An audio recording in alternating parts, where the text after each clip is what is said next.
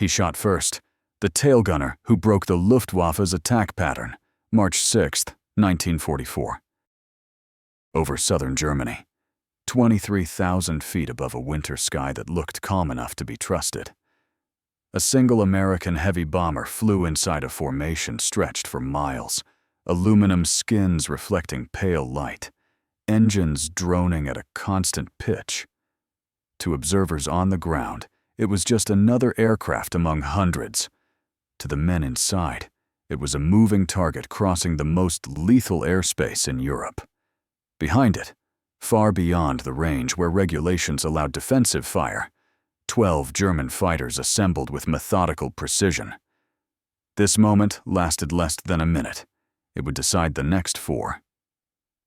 In the tail of that bomber sat one enlisted gunner, isolated from the rest of the crew by steel, glass, and cold air. The position was statistical dead ground, the highest casualty rate aboard the aircraft. The place most likely to be torn away by cannon fire before the pilot ever knew what happened. Training manuals described the job in cautious language. Conserve ammunition. Wait for the enemy to commit. Fire only when the probability of a hit justified the cost. Survival, according to doctrine, depended on restraint. None of that mattered now. In the next 4 minutes, 12 German fighters would fall out of the sky. No American crewmen would be killed. No escort fighters would intervene. No experimental weapon would be used. What happened in that narrow window of time did not look heroic in the traditional sense.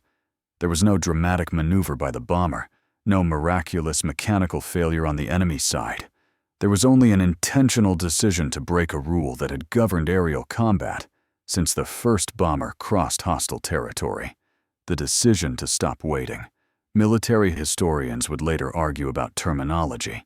Some would call it reckless, others would call it instinctive. A few would label it suicidal and move on.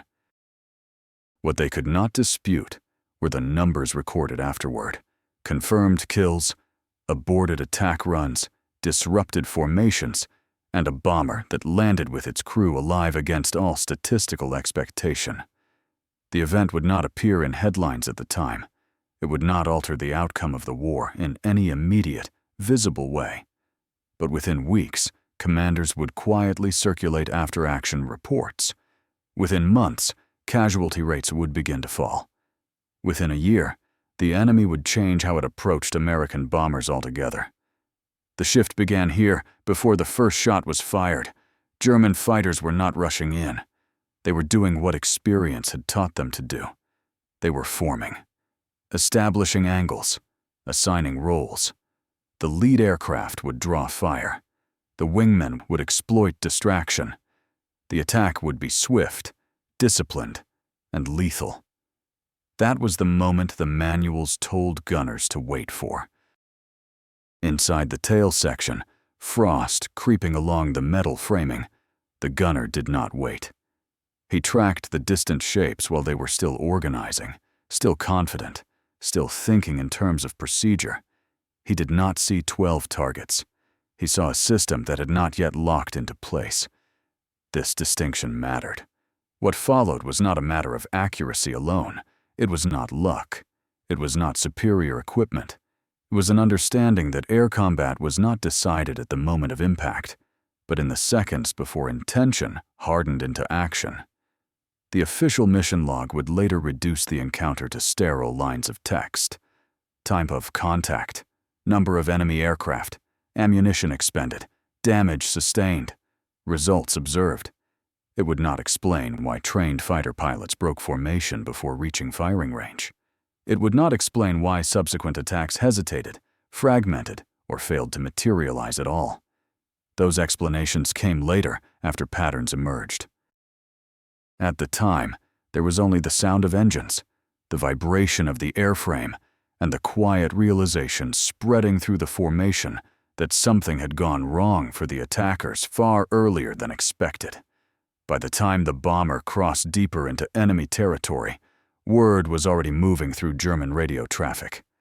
Not a full report, not a warning yet, just uncertainty, confusion.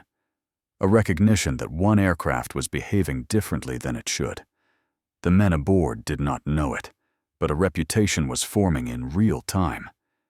This story is not about an ace pilot or a secret weapon.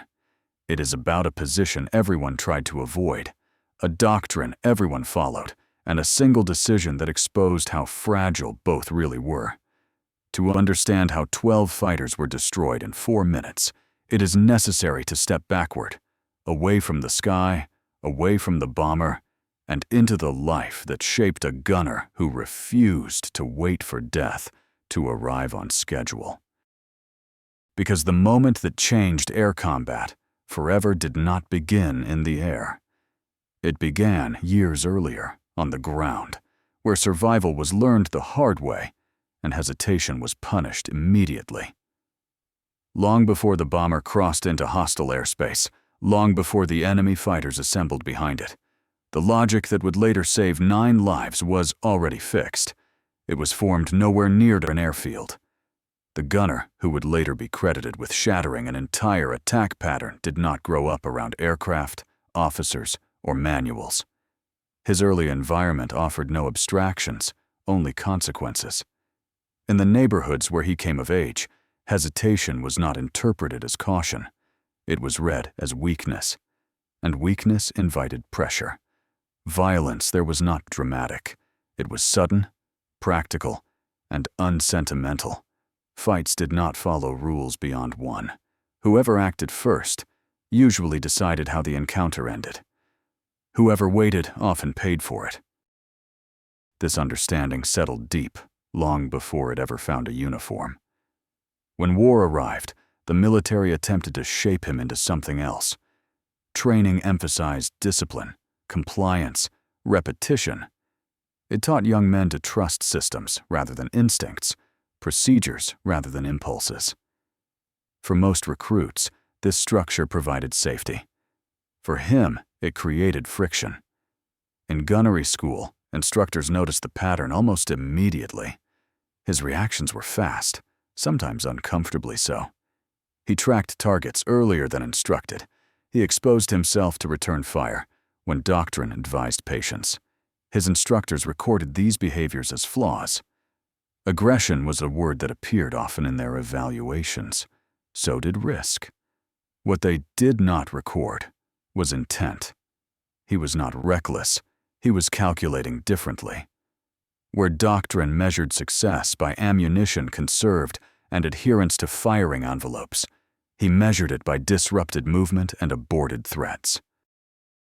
He did not think in terms of engagement zones. He thought in terms of decision points. This distinction placed him outside the center of the bell curve. Not enough to wash out, but enough to draw attention. Tailgunner training emphasized endurance more than initiative. The position was defensive by definition. Its role was to react, not to shape events. Students were taught to wait until fighters committed, because only then did firing justify the cost. Most accepted this logic. It matched the statistics they were shown. He did not. Casualty charts meant little without context. They showed loss rates, but not causes. They measured outcomes, but not the moments that produced them. To him, the charts proved something else entirely. They showed what happened when everyone followed the same rules. During exercises, he fired earlier than expected. He did not wait for perfect alignment. He forced instructors to call ceasefire repeatedly. They warned him that real combat punished impatience. He listened. Then he continued doing it anyway. When assignments were posted, his name appeared beside a crew with a reputation no one wanted. A bomber already marked by damage, narrow escapes, and a tail position that previous gunners had left as soon as regulations allowed. It was not cursed officially, but unofficially it was avoided. He volunteered without hesitation. The decision raised eyebrows. Crew chiefs asked questions. Pilots reviewed records. They saw the same notes: aggressive tendencies, unconventional timing, disregard for conservative fire doctrine. None of it was disqualifying. All of it was concerning. Yet the aircraft needed a gunner, and he needed a position. By the time he climbed into the tail for the first time, the aircraft already carried a history of close calls, shrapnel scars patched and repainted, control surfaces that had been repaired more than once. It was a machine that had survived by margins. He understood margins. The first mission with the crew passed without disaster. The second drew attention, not because of confirmed victories, but because attacks broke apart earlier than expected. Enemy fighters peeled away before committing. Engagements ended without damage. Observers noted it. They did not yet understand it. Neither did the enemy. What no one realized at the time was that this wasn't adaptation. It was rehearsal. The gunner was not experimenting randomly. He was testing assumptions, measuring reactions, collecting quiet evidence that something fundamental was wrong with the way bombers defended themselves. The manuals said defense began when the enemy attacked. His experience said it began earlier. The gap between those two ideas would soon be measured in seconds, and those seconds would decide whether the bomber returned with scars or not at all. The mission that would force that question into the open was already scheduled, and it would not allow room for correction afterward. The aircraft did not feel new, even on the ground. Before its engines ever reached cruising altitude, the bomber carried visible evidence of past encounters. Panels replaced out of sequence, rivets set by hands working under time pressure, control surfaces adjusted just enough to remain within tolerance. Nothing about it suggested confidence. Everything about it suggested survival by narrow margins. For the crew, this history mattered. Bombers accumulated reputations the way men did, quietly, through patterns. Crews spoke of them in maintenance areas and briefing rooms, never formally, never on record. Some aircraft were considered lucky. Others were endured until regulations allowed reassignment. This one fell into the second category. The tail position in particular had become a problem, not through superstition, but through math. Repeated damage from stern attacks, gun cameras showing late reactions. Reports that ended the same way, with phrases about overwhelming speed and insufficient warning. Standard explanations followed. Enemy tactics were improving. Escorts were stretched thin. Losses were an unfortunate reality of daylight bombing.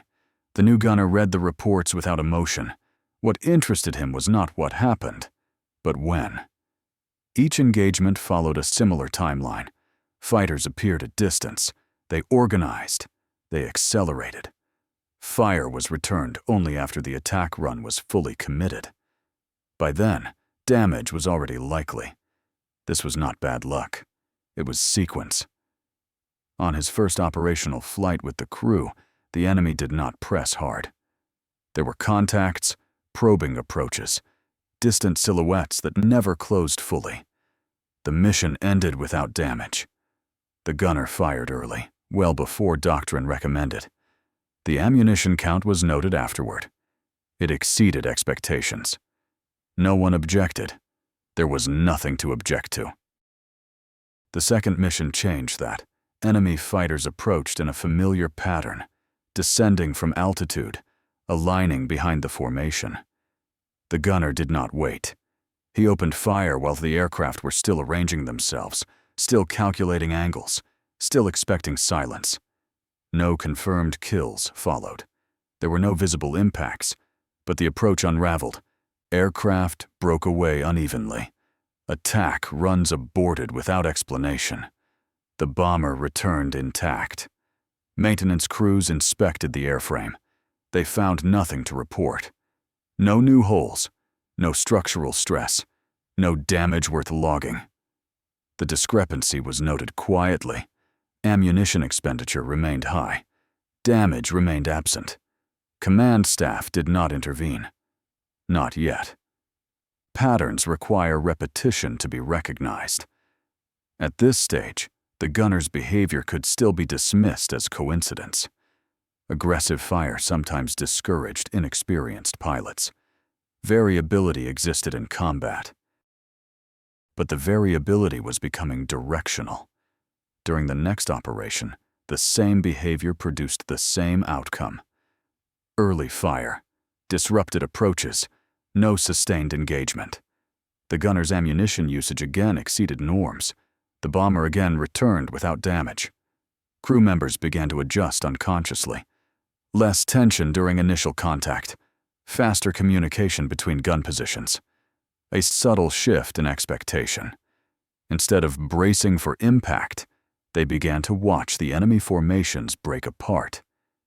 This was not yet confidence, it was curiosity. From the enemy side, the reaction was slower. German pilots were trained to identify patterns quickly, but doctrine shaped perception. A tail gunner firing early was inefficient, not dangerous. At long range, the probability of a hit was negligible.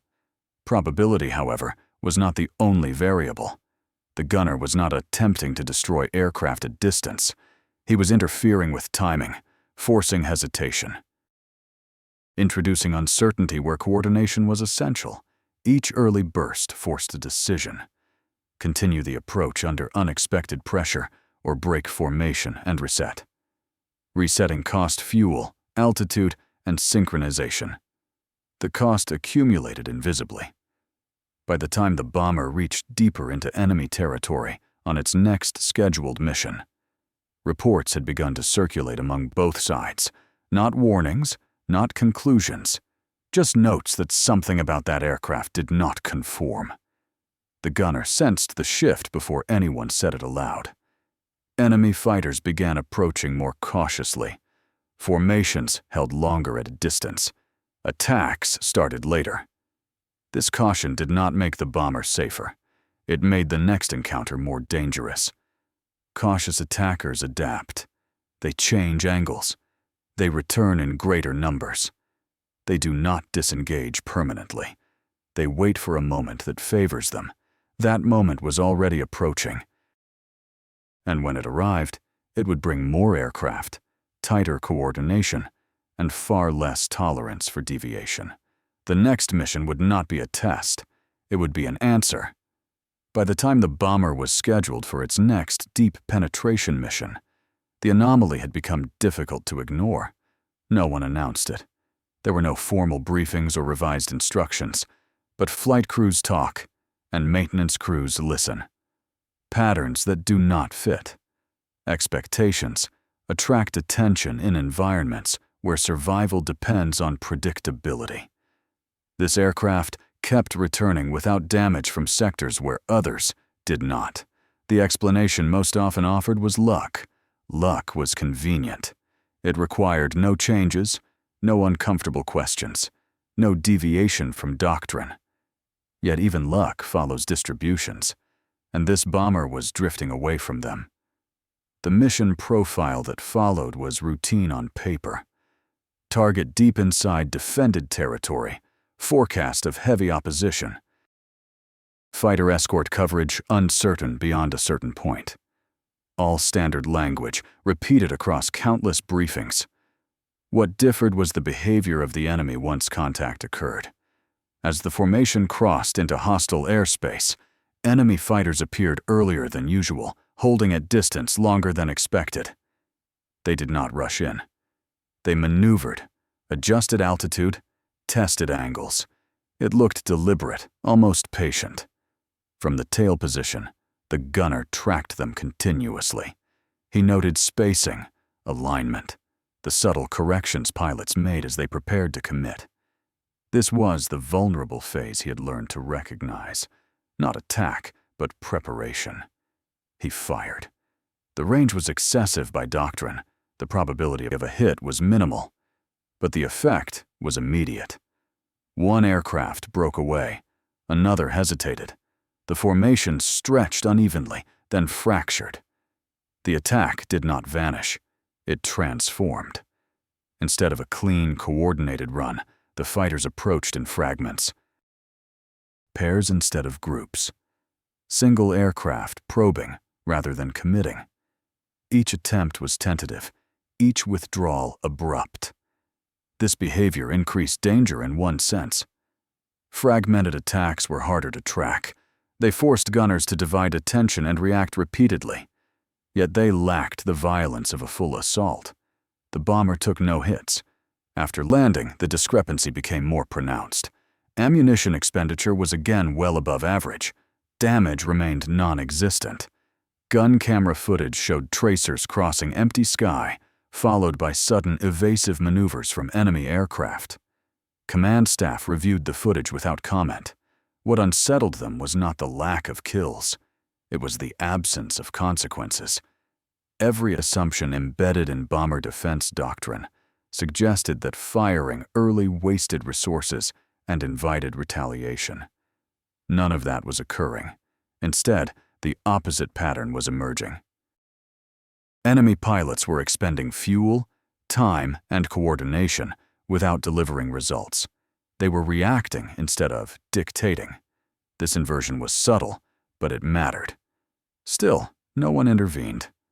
Military organizations change slowly, especially in the middle of sustained operations. Deviations are tolerated only as long as they do not force acknowledgement. At this stage, the gunner's behavior could still be dismissed as idiosyncratic, his results as situational. That tolerance would not survive the next mission. Intelligence briefings for the upcoming operation were unusually blunt. Intercepted communications suggested reinforced fighter response. Additional squadrons placed on alert. Experienced pilots expected to lead the attacks. The enemy had noticed.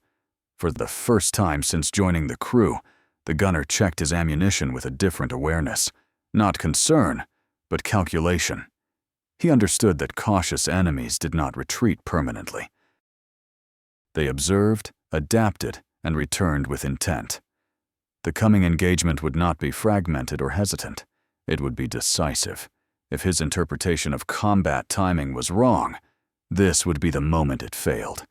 If it was right, the result would be impossible to dismiss. The aircraft taxied into position as engines warmed, unaware that it carried more than bombs and fuel. It carried an unresolved question that doctrine could no longer avoid. The answer would come not from analysis or debate, but from the sky itself. And there would be no margin left to explain it afterward. The night before, the mission passed without ceremony. There were no speeches, no heightened rituals, no sense of approaching legend. The bomber rested on the field like hundreds of others, its surface cooling under open sky, ground crews finishing routine checks that blurred together after months of repetition. Inside the barracks, the gunner did not sleep. This was not anxiety, it was process. He replayed patterns rather than moments, distances rather than faces.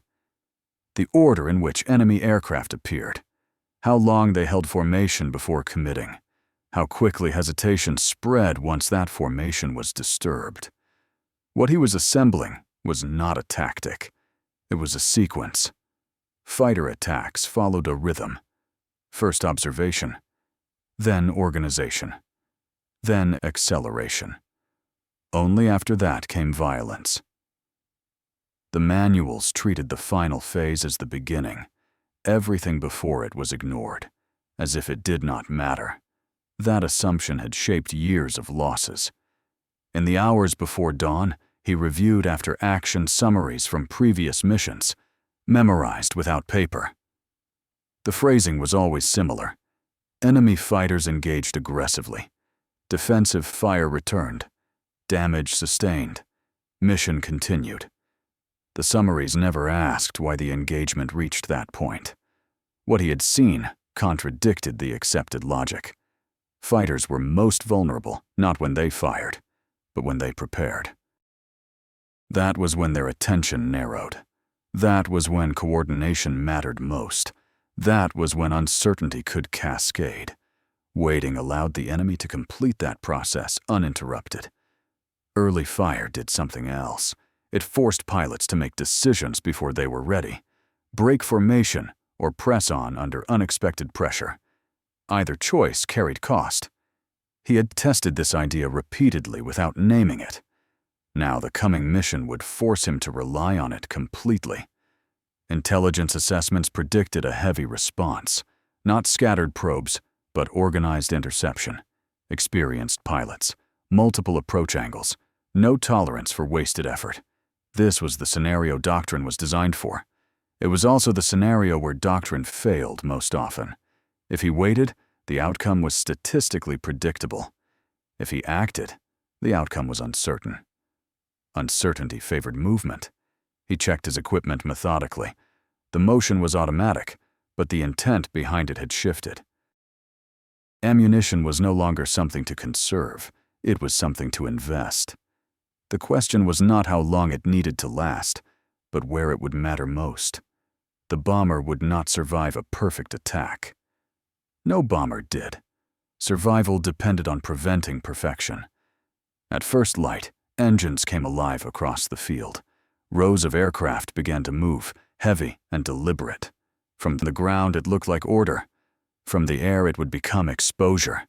As the bomber lifted and joined formation, the gunner settled into his position with the calm of someone who had already accepted consequence. There was no expectation of recognition, no anticipation of validation. Only the quiet certainty that he would not wait to be chosen as a target. The formation stretched toward hostile airspace, miles of metal and fuel moving along predictable paths. Enemy radar would already be tracking them. Squadrons would already be warming engines. Somewhere ahead, pilots were preparing to execute a plan refined through months of success. They believed they understood how bombers defended themselves. That belief was about to become a liability, because this time, when the enemy began to form, someone in the tail would be watching, not for the attack, but for the moment before it. And he would not let that moment pass unanswered. The formation reached cruising altitude before the coast disappeared behind them. From above, the landscape below appeared static, fields and roads arranged like a map that did not acknowledge the war passing overhead. Inside the bomber, time moved differently.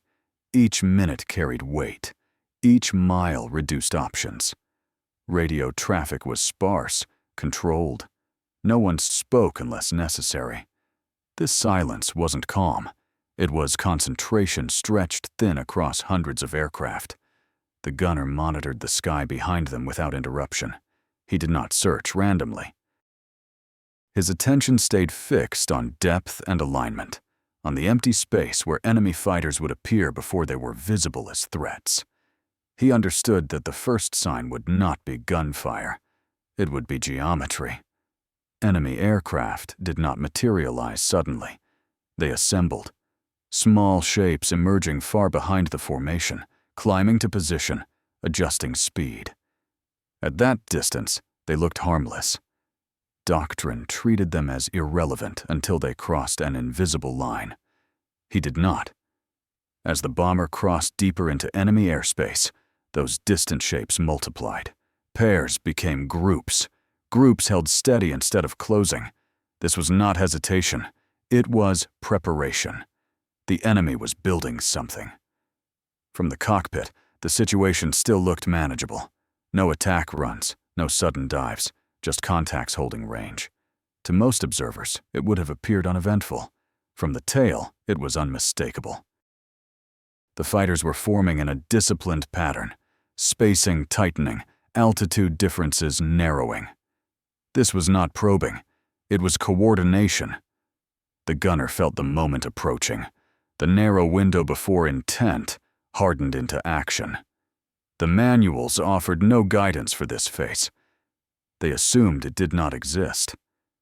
He checked his traverse, his elevation, his feed.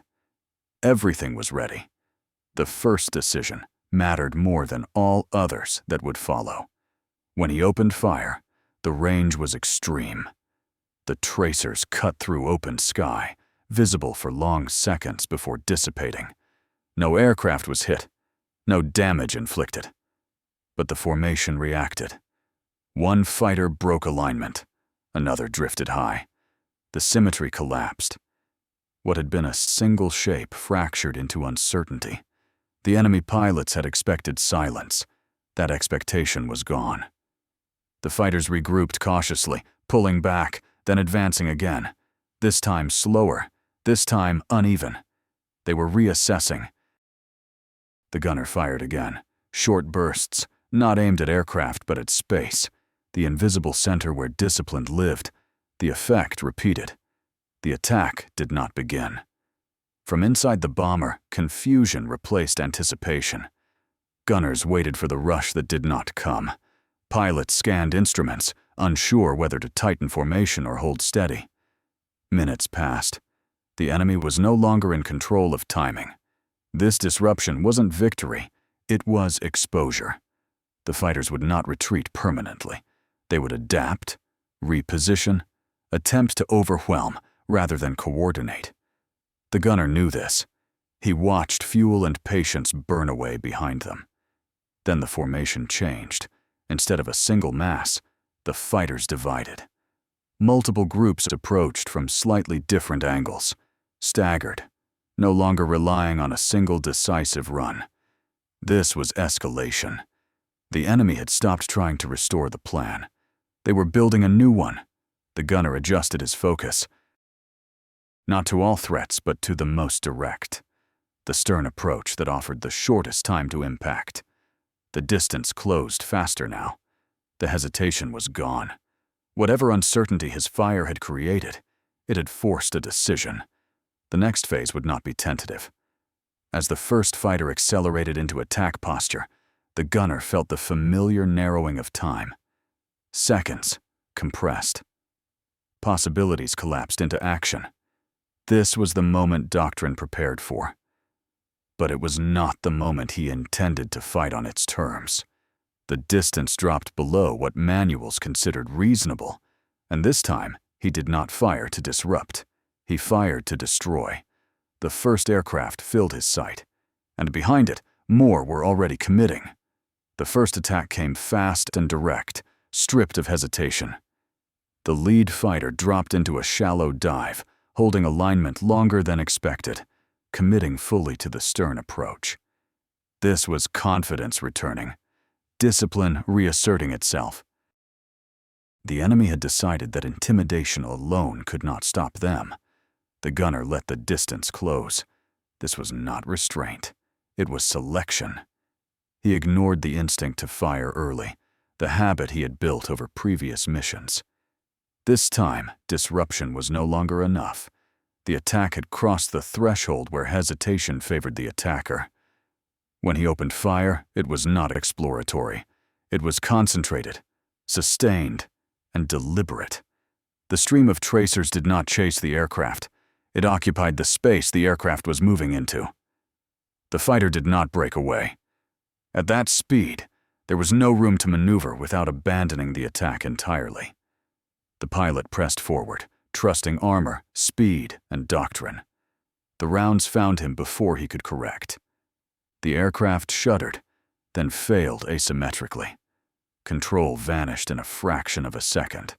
The nose dipped, the wings lost balance, and the fighter broke apart under forces it could no longer manage. The debris fell away quickly, replaced almost immediately by the next threat. There was no pause to acknowledge the result.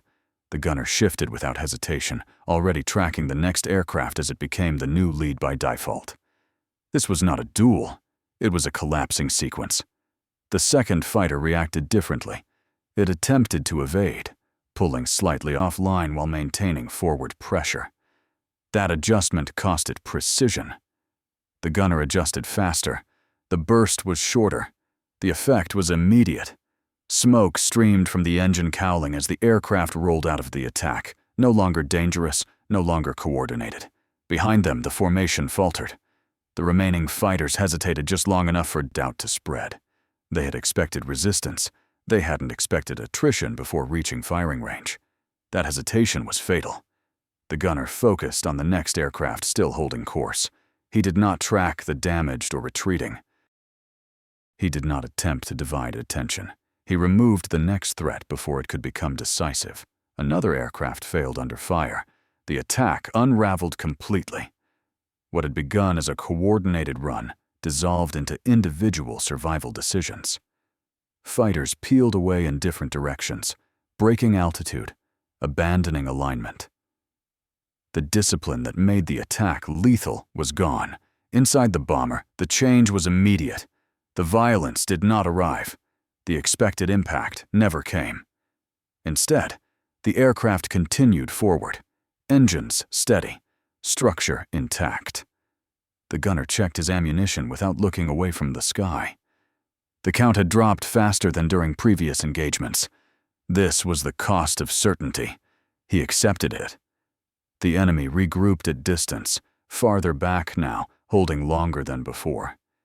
They had learned something painful in seconds, but they were not finished. The gunner understood this instinctively. Experienced pilots did not disengage after a single failure. They adapted. They analyzed. They returned with adjustments. The space behind the bomber filled again with movement. More aircraft than before, different spacing, different angles. This was escalation, not retreat. The gunner shifted his posture slightly, conserving motion rather than ammunition. He had crossed a point of no return. His actions were now shaping enemy behavior directly. Each subsequent attack would be influenced by what had just occurred, and the enemy was about to test a different approach. The next wave began to form, not as a single mass, but as multiple elements spreading laterally, preparing to divide the bomber's defenses. They had stopped trying to intimidate. They intended to overwhelm. And the gunner, watching the pattern take shape, understood that the next minutes would demand something even more extreme than aggression. They would demand exclusion. Someone would have to decide which threats mattered and which would be ignored entirely. That decision would have to be made instantly, because the next attack would not allow recovery's time. It would arrive all at once. The enemy did not return as a single shape. They separated deliberately, spreading laterally, creating pressure across multiple angles at once. This was not confusion, it was adjustment. Each element advanced at a slightly different rate, forcing the bomber's defenses to stretch, to react instead of dictate. This was the moment bomber crews feared most. Defensive doctrine treated saturation as inevitable. The response was equally predictable. Divide fire. Cover every angle as best as possible. Survive through volume and luck. The gunner rejected that logic immediately. He did not try to see everything. He chose instead to see one thing clearly. The direct, stern approach mattered more than the rest. It always did. It offered the shortest closing time, the cleanest firing solution, and the least margin for error. Everything else could be managed by other positions or delayed through maneuver. He committed to that decision fully. As the fighters closed, he ignored movement at the edges of his vision. He did not track crossing aircraft or distant dives. His attention locked onto the central threat, the group approaching straight through the bomber's wake. The distance collapsed rapidly. When he fired, the bursts were shorter than before, but more frequent. Walking the stream of fire through the approach path rather than chasing individual targets. The intent was not precision in the conventional sense. It was denial. The lead aircraft took the first impact and failed almost immediately. Not destroyed outright, but rendered irrelevant. Control vanished. Trajectory broke. Threat ended. Without pause, the gunner shifted to the next aircraft that inherited the lead position. The transition was automatic. The enemy formation provided its own targeting logic. Another aircraft absorbed fire and broke apart under stress it could not shed. The remaining fighters reacted violently. Some attempted to push through. Others pulled away hard, abandoning alignment. The coordinated pressure collapsed unevenly, creating gaps instead of force. The bomber shuddered as distant rounds struck elsewhere along the fuselage. Peripheral threats were reaching firing range. The aircraft was no longer untouched. The gunner did not look back. He remained fixed on the stern group, eliminating momentum one aircraft at a time. The process was brutal and efficient. Each removal amplified uncertainty among those remaining. Within moments, the central attack disintegrated completely. The fighters that had split wide found themselves unsupported. Without pressure from the core, their approaches lost purpose. Some disengaged. Others fired ineffectively before breaking away. Inside the bomber, the violence subsided without warning. The expected cascade of impacts never arrived. Instead, there was only vibration and breath returning to normal rhythm. The gunner checked his ammunition again. The count was no longer theoretical. He had expended more than during any previous engagement. What remained would not sustain many more concentrated actions. He accepted this without hesitation. Ammunition existed to create moments like the one that had just passed. Saving it for later meant surrendering initiative now. That trade was unacceptable. Behind the bomber, the enemy regrouped again. Farther out this time, holding distance longer than before. The lesson was registering. They had not lost because of poor flying. They had lost because their structure had been attacked directly. The next approach would be different. The gunner understood that escalation had a ceiling. Each successful disruption forced the enemy toward more extreme measures. At some point, they would abandon coordination entirely and rely on sheer aggression. That point was approaching. The sky behind the bomber remained active, but the shapes moved with less confidence, less cohesion. The enemy was no longer executing doctrine. They were improvising under pressure. Improvisation favored decisiveness. The gunner adjusted his grip, feeling the subtle resistance of the controls, the mechanical honesty of a system that would not adapt for him. Whatever came next would require absolute commitment. He did not know how many engagements remained before his position fell silent. He did know that the most dangerous phase was still ahead, because the enemy had not yet shown their final response, and when they did, there would be no room left for error, restraint, or recovery.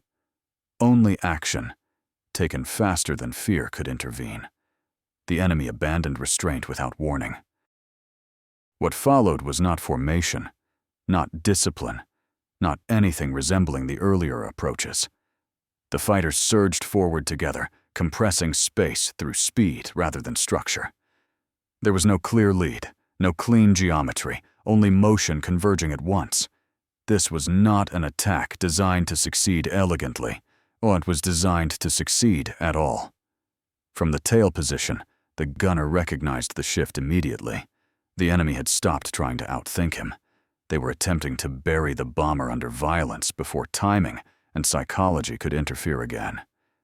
It was the most dangerous response possible. Multiple aircraft closed simultaneously, their paths overlapping, their firing windows opening almost at once.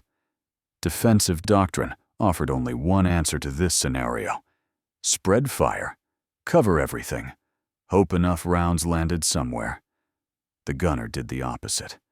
He narrowed his attention even further. Instead of tracking the closest aircraft, he identified the center of motion. Not the edges where individual fighters could break away, but the mass where confidence still existed, where pilots believed proximity would protect them. He opened fire into that space. The bursts were short, controlled, and relentless. He did not linger on damage. He did not confirm results. He created disruption and moved on immediately, trusting the physics of closing speed to complete the work. One aircraft failed catastrophically, its structure unable to absorb the stress of sudden correction. Another took hits and vanished downward, trailing fragments rather than smoke. The swarm hesitated for a fraction of a second. That hesitation saved the bomber. It fractured the timing just enough for the gunner to repeat the process.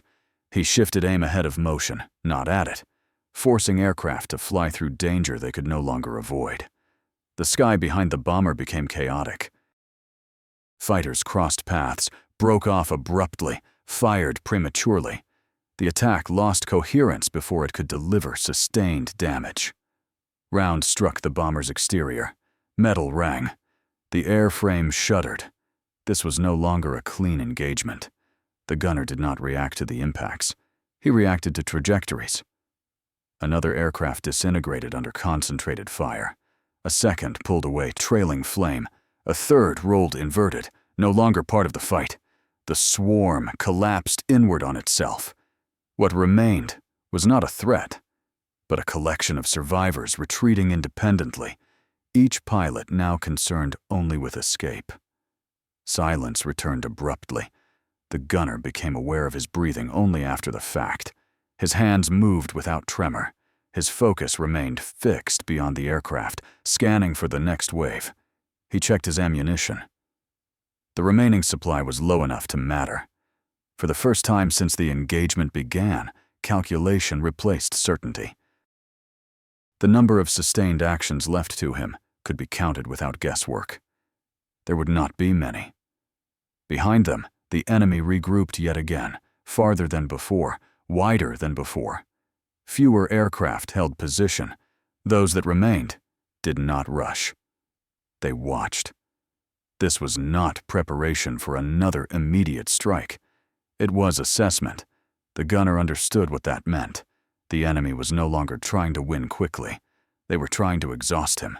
If they waited long enough, if they forced him to fire preemptively, if they stretched the engagement without committing fully, his advantage would disappear on its own. Ammunition was finite. Fear was not. The bomber pressed forward, engines unchanged, mission incomplete. The most dangerous phase was not behind them. It was forming slowly, deliberately in the distance. The enemy was learning. And soon, they would attempt the simplest solution of all. They would wait for the guns to fall silent. Time slowed without warning. The enemy did not rush back in. They stayed beyond effective range, holding position with deliberate patience. Aircraft drifted laterally, maintaining spacing, conserving energy. There was no formation to break, no alignment to disrupt. They were waiting. From the tail, the gunner understood the danger immediately. This was not fear. This was calculation. The enemy had recognized the pattern and chosen endurance over force. Every minute they delayed reduced his options. Every second without engagement moved the advantage away from him. He did not fire. This restraint was different from doctrine. It was not about conservation for future attacks. It was about refusing to confirm what the enemy suspected. The bomber continued forward, alone now. The wider formation had stretched under pressure, aircraft drifting apart as engagements unfolded unevenly. Escorts were no longer visible. The sky felt wider, emptier, more exposed. The enemy maintained distance, adjusting altitude slightly, never committing.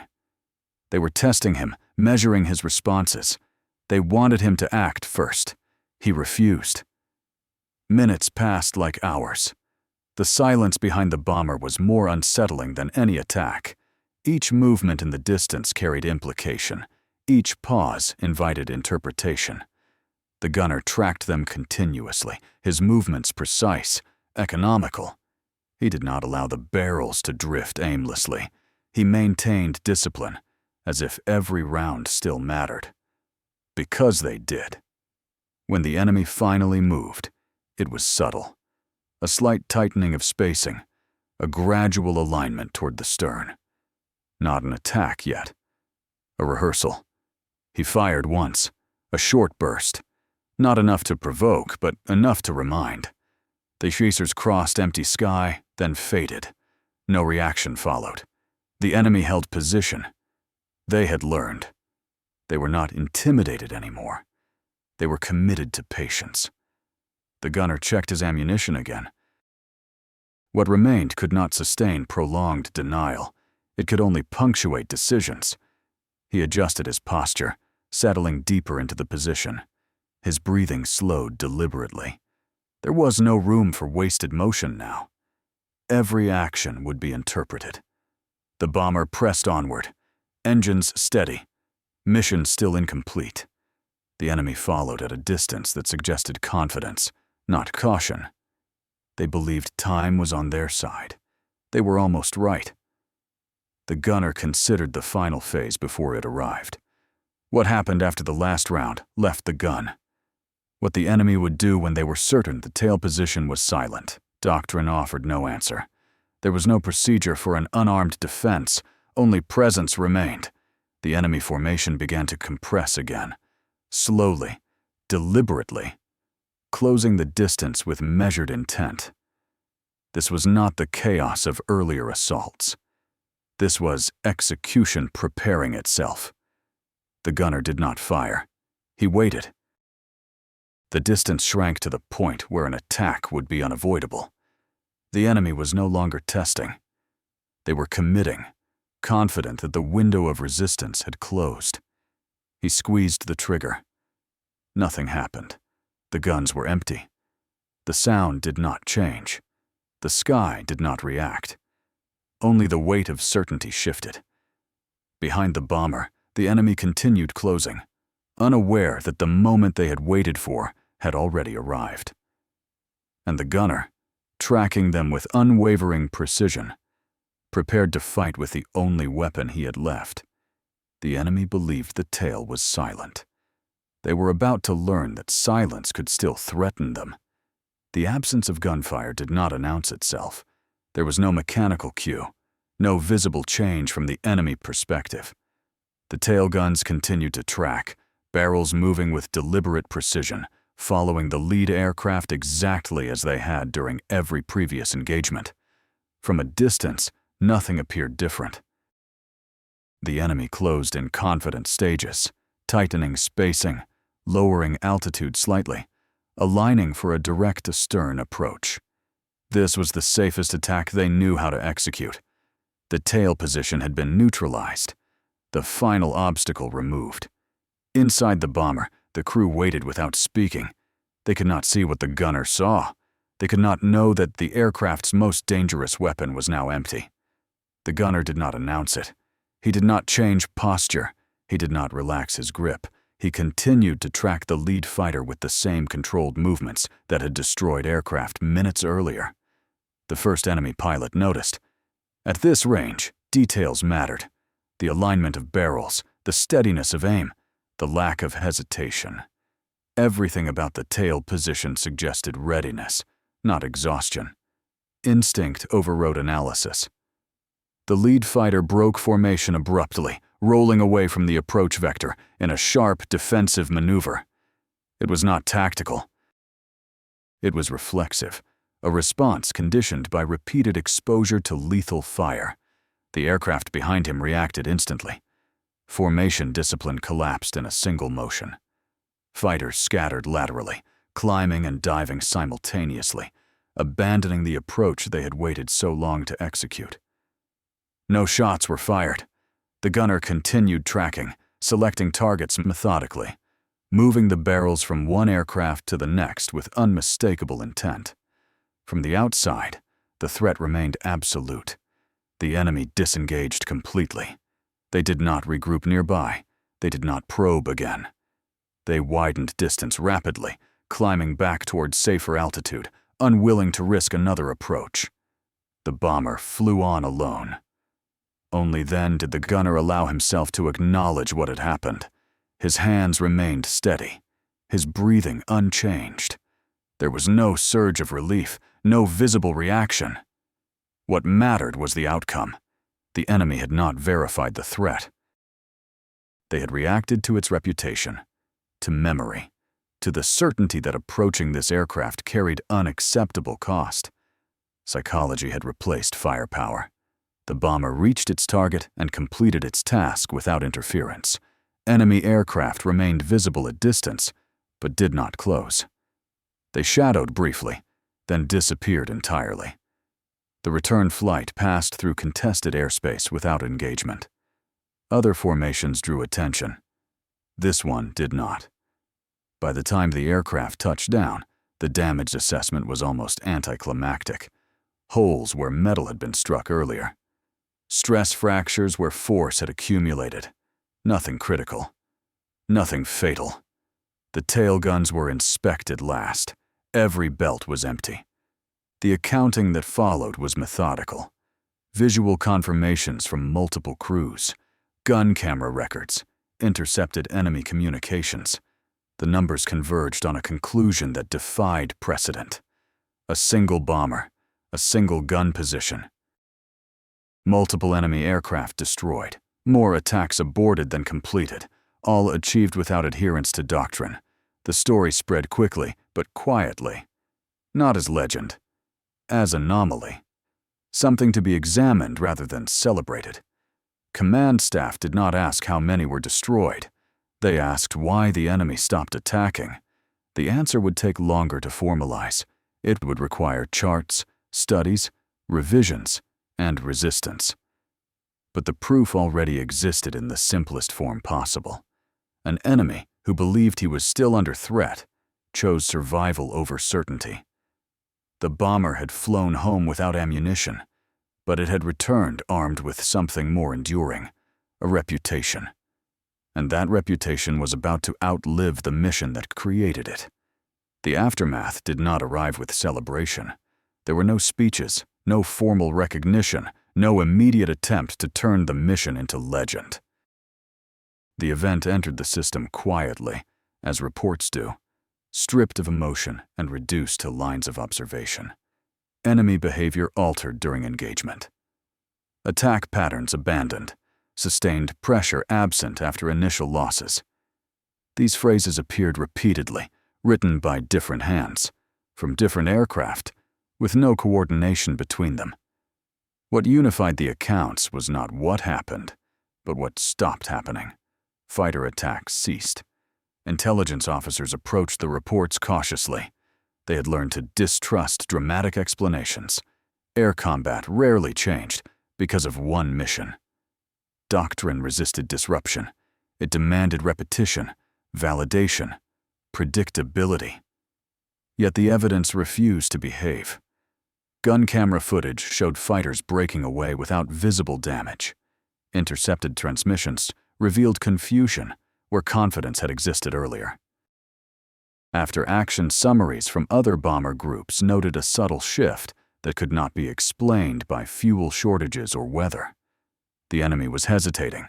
Analysts mapped engagement zones and noticed an absence forming behind certain aircraft, not across entire formations, not across entire regions, just behind specific bombers, at specific times, after specific encounters. Reputation had become localized. Command staff requested additional data, not because they doubted the reports, but because they feared the implication. If a single gun position could alter enemy behavior without sustained fire, then doctrine itself required examination. The gunner was interviewed briefly. There were no dramatics, no claims of innovation. He described his actions plainly, emphasizing timing, distance, and consistency. He did not frame his choices as strategy. He described them as necessity. That explanation unsettled those listening. Necessity implied improvisation. Improvisation implied vulnerability in existing doctrine, and vulnerability was not something institutions embraced easily. Still, changes began quietly. Training notes were amended. Defensive recommendations softened. Language shifted from passive endurance to active denial. Crews were encouraged to think in terms of breaking attacks rather than absorbing them. Not officially, not publicly, but enough. The enemy adapted as well. Subsequent encounters showed more cautious approaches, longer holds outside effective range, fewer committed stern attacks. Fighters searched for weakness elsewhere, avoiding positions associated with prior losses. Air combat had not been rewritten, but it had been bent. The bomber groups noticed the difference first. Missions felt marginally less lethal. Losses declined unevenly, without a single explanation. Crews began to trust certain positions more than others. The tail became symbolic, not because it was invincible, but because it represented refusal. Refusal to wait. Refusal to invite certainty. The gunner returned to rotation like any other crewman. His aircraft changed. His position remained the same. Ammunition loads were identical. The sky did not remember his name, but pilots remembered patterns. Enemy pilots remembered fear. The story did not spread because it was told.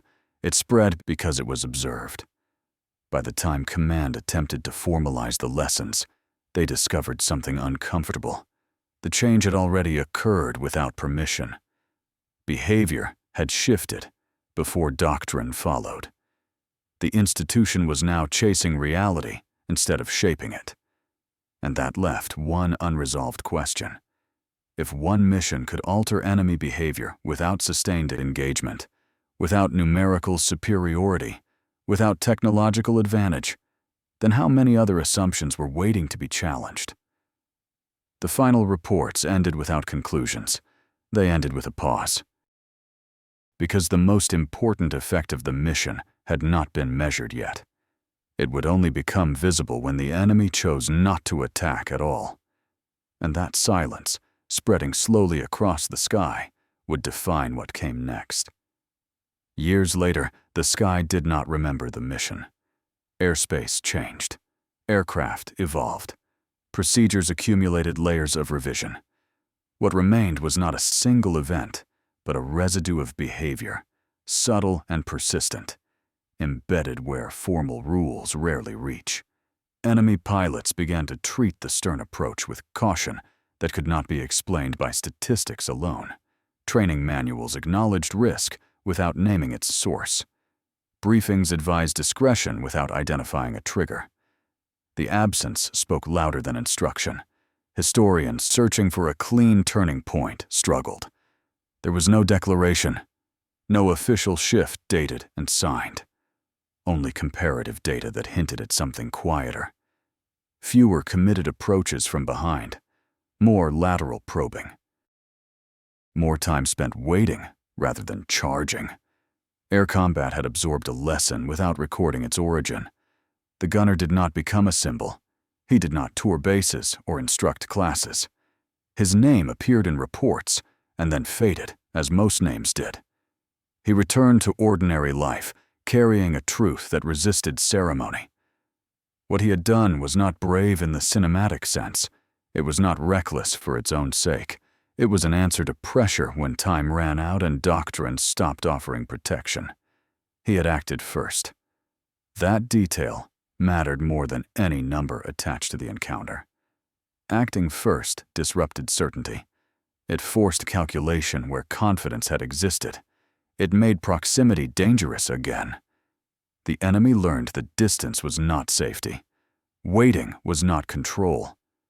Silence did not mean weakness. Bomber crews learned something as well. That defense did not have to accept inevitability. That survival could be shaped rather than endured. That fear could be redirected instead of absorbed. These lessons traveled without instruction. They appeared in how gunners held their fire, in how pilots approached angles, in how attackers hesitated at ranges once considered safe. The sky changed through behavior, not proclamation. Modern analysts would later debate whether the engagement truly altered air combat or merely accelerated an existing trend. They would argue over attribution, over data sets, over competing examples. They would miss the point. The shift did not occur because an enemy aircraft fell. It occurred because others turned away. Power had changed hands in a space where weapons no longer spoke.